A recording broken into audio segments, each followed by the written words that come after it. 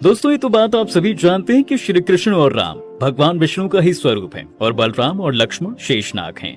लेकिन क्या आपने कभी ये सोचा है कि त्रेता युग में भगवान हरि के छोटे भाई लक्ष्मण के रूप में जन्म लेने के बाद ऐसा क्या हुआ जिसके चलते द्वापर युग में शेषनाग भगवान विष्णु के बड़े भाई बने। दरअसल मित्रों, द्वापर युग में शेषनाग के बड़े भाई बनने के पीछे एक कहानी काफी प्रचलित है, जिसके अनुसार एक बार भगवान विष्णु से शेषनाग नाराज हो जाते हैं और भगवान विष्णु से कहने लगे, प्रभु जब जब आप धरती पर कोई संकट आता है तो आपके साथ साथ मैं किसी न किसी रूप में अवतार लेता हूँ और आपके चरणों में रहता हूँ। मुझे थोड़ा सा भी विश्राम नहीं मिलता। कृपया आप कुछ ऐसा करिए जिससे मुझे कुछ विश्राम मिले। और तब भगवान विष्णु ने शेषनाग को वरदान दिया कि द्वापर युग में आप मेरे बड़े भाई के रूप में जन्म लेंगे और छोटा होकर मैं आपकी सेवा करूंगा। दोस्तों, माना जाता है कि इसके बाद श्री कृष्ण के बड़े भाई के रूप में बलराम का जन्म भद्रपद्र महीने में कृष्ण पक्ष की 6वीं के दिन हुआ था और वह बचपन से ही काफी शक्तिशाली थे।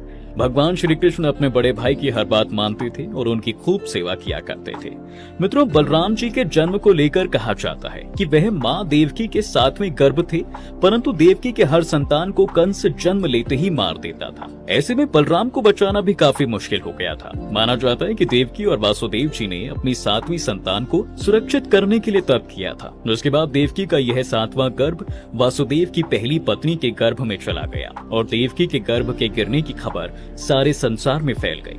वहीं दोस्तों, शेषनाग के विष्णु जी के बड़े भाई बनने को लेकर एक अन्य कहानी के मुताबिक एक बार विष्णु जी शेषनाग से बोले, हे शेषनाग, आपने त्रेता युग में मेरा छोटा भाई बनकर मेरी खूब सेवा की है और काफी कष्ट भी उठाया है, इसलिए मैं चाहता हूँ कि द्वापर युग में मैं आपका छोटा भाई बनकर आपकी खूब सेवा करूँ और आपके हर आज्ञा का मान रखूं। अब दोस्तों, इसलिए कहा जाता है कि शेषनाग एक जन्म में भगवान विष्णु के छोटे भाई और दूसरे जन्म में उनके बड़े भाई बनकर रहे थे। दोस्तों, ये तो हो गई द्वापर युग में शेषनाग के कृष्ण जी के बड़े भाई बनने के पीछे की कहानी। लेकिन क्या आप ये जानते हैं कि त्रेता युग में शेषनाग के अवतार लक्ष्मण जी श्री राम के राज तिलक के समय वहां क्यों मौजूद नहीं थे? अगर नहीं तो चलिए हम आपको बताते हैं। असल में मित्रों, लक्ष्मण जी 14 वर्षों तक वनवास के समय भगवान राम और सीता की सेवा में लीन रहे। कहा जाता है कि इस बीच वह एक पल भी नहीं सोए। उनके स्थान पर उनकी पत्नी उर्मिला दिन और रात सोती रहती थी। इसी कारण मेघनाद का वध भी लक्ष्मण जी के हाथों हुआ, क्योंकि दोस्तों मेघनाद को वरदान प्राप्त था कि उसका वध वही कर सकेगा जिसने 14 वर्षों तक सोया ना हो। जी हाँ, ऐसे में रावण के वध के बाद जब प्रभु श्री राम की राज तिलक की बारी आई तो उस समय लक्ष्मण जी जोर जोर से हंसने लगे। सभी लोग आश्चर्य में पड़ गए और जब उनसे इस हंसी की वजह पूछी गई तो उन्होंने बताया कि इस शुभ बेला का वह जिंदगी भर इंतजार करते रहे।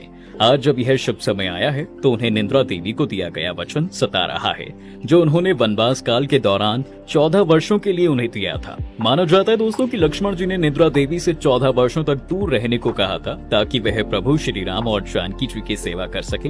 वहीं अपनी जगह पत्नी उर्मिला को सोने की सिफारिश की थी। इस बात को निंद्रा देवी ने स्वीकार कर लिया था, लेकिन उनकी एक शर्त थी कि जैसे ही वह अयोध्या लौटेंगे उर्मिला की नींद टूट जाएगी और उन्हें सोना पड़ेगा।